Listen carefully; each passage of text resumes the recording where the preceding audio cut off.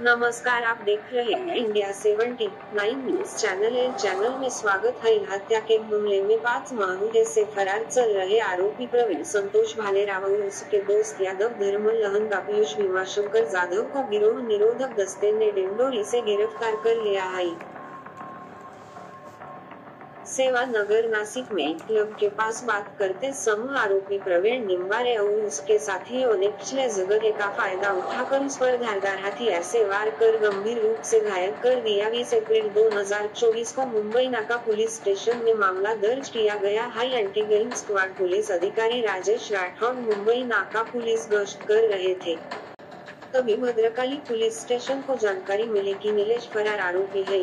सावकर गीते नासिक जिले के बाहर अपनी मौजूदगी छुपे हुए हैं, लेकिन आज दोपहर वह पुलिस से मिलने जरूर आएंगे। श्री प्रशांत बच्छाव, पुलिस उपायुक्त श्री संदीप मेटके, जह गिरोह विरोधी दस्ते के प्रभारी पुलिस आयुक्त ज्ञानेश्वर मोहिते, पुलिस कांस्टेबल राजेश राठौड़, अक्षय गांगुरे, गणेश भागवत, प्रवीण चव्हाण के साथ गिरोह निरोधक दस्ते ने तलेगांव सब स्टेशन और डिंडोरी क्षेत्र में आरोपी नीलेश सावकर गीते को पकड़ने के लिए जाल बिछाया, तो वह पुलिस को देखते ही आरोपी भागने की कोशिश की, लेकिन पुलिस टीम ने पीछा कर आरोपी को पकड़ लिया।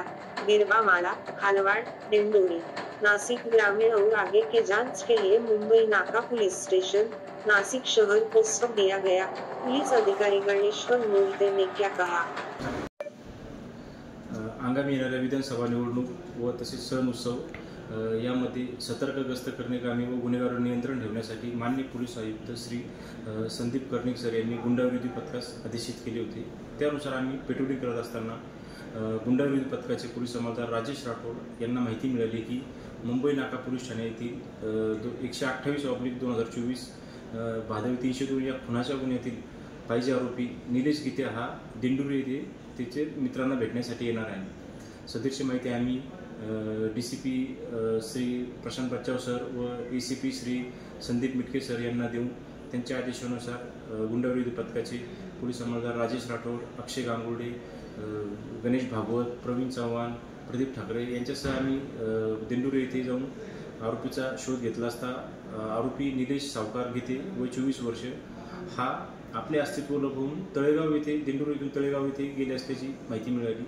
आम्ही तात्काळ तळेगाव येथे जाऊन सापळा रचून त्यास शिताफीने ताब्यात घेतले। त्याच्याकडून अशी माहिती मिळाली की तो गुन्हा दाखल झाल्यापासून नाशिक जिल्ह्याबाहेर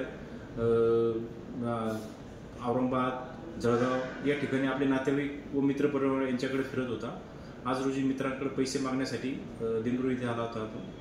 त्यास ताब्यात घेऊन पुढील तपासकामी मुंबई नाका पुलिस ठाणे यांच्या ताब्यात देण्यात आले। हमारे साथ क्राइम रिपोर्ट 62 के साथ जहीर खान, नासिक।